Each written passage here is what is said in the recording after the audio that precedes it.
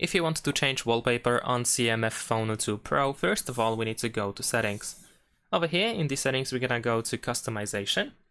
And finally over here we have the option to change the wallpaper by using one of these wallpapers that we have available over here at the bottom. As you can see, we can scroll in order to find different wallpapers. We can also tap on more wallpapers over here on this whole panel in order to find nothing wallpapers. Once again, we can also tap on more in order to see more of them. There's quite a bit of them actually, so you can check them out.